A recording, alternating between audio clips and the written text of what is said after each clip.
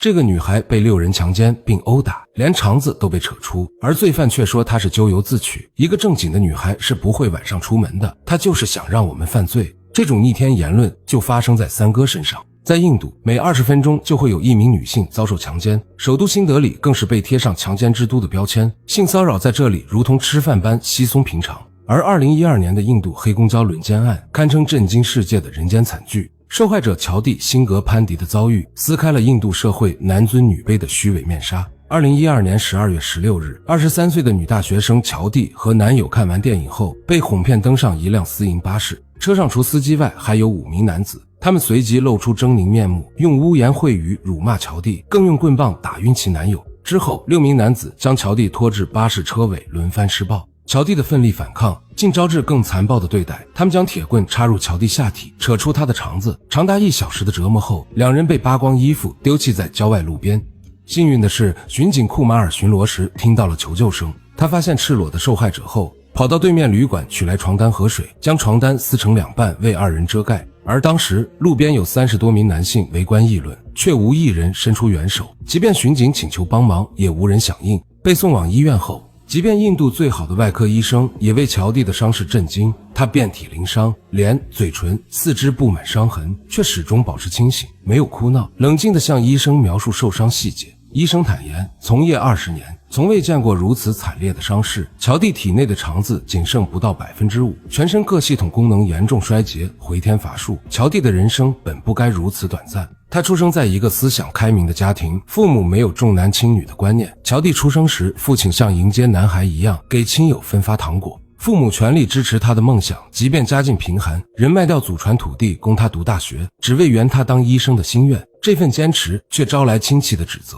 他們認為為女兒賣掉祖產不值得。喬蒂深知父母不易，為了不增加家裡負擔，也為了不依賴嫁妝，他白天上課，晚上去國際客服中心打工，從晚8點工作到凌晨4點，每天僅睡3-4個小時。他最大的願望是在家鄉建一座醫院，那裡醫療設施匱乏，他想證明女孩絕不比男孩差。喬蒂曾清醒地指出，印度社會的首要問題是男權思想，這種從出生就被灌輸的觀念代代相傳，侵蝕着整個社會的根基。然而，案件的罪犯和辯護律師卻展現出令人齒冷的扭曲三觀。6名罪犯均來自貧民窟，包括水果攤販、健身教練、未成年流浪者等。他們最大的願望竟是有錢後去街上找樂子。案發當晚，他們酒後駕車遊蕩，偶遇喬蒂和男友，便心生歹念。更荒謬的是，辯護律師的言論，他們稱喬蒂不體面，認為女孩應像鑽石般被保護在溫室，打扮漂亮取悅男人，男人如尖刺，強壯危險，將花丟進水溝就活該被踐踏。在他們看來，喬蒂和男友晚上看電影單獨外出本身就是咎由自取。有律師甚至宣稱，印度文化中不存在男女交朋友的概念，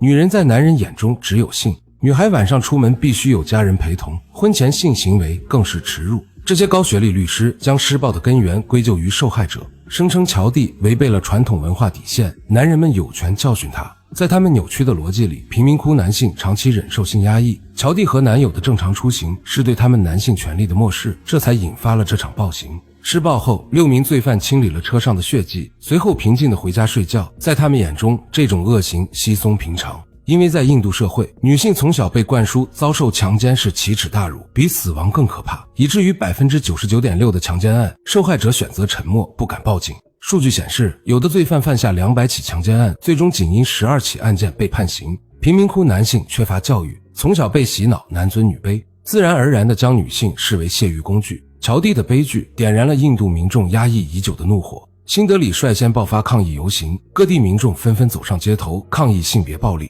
如此大規模的示威在印度歷史上前所未有，警方迫於压力，1天內迅速破案，17天後提交指控文件，卻仍宣稱新德里和其他首都一樣安全。這場和平抗議最終被政府的武力鎮壓演變為衝突，民眾的抗爭沒有停歇，政府被迫成立委員會安撫民意。司法部門前任高級法官篩選8萬多條民眾反饋，提交了一份打擊性暴力的標誌性報告，提出諸多重要建議，如加快司法部門處理性侵案件的速度，拓寬性侵定義，刪除刑法中關於羞恥、端莊的歧視性言論等。這份報告堪稱印度性侵犯罪的修正案，但真正改變印度的强姦現狀難如登天。男權思想根深蒂固，印度的政治候選人不會因涉嫌性侵犯而失去資格。上層階級吹噓着燦爛的文明，底層民眾卻掙扎在貧困線以下，孩子們無法接受教育，小小年紀便外出謀生，強姦成了贫民窟男性發洩情緒的出口，而農村女性只能默默承受這一切。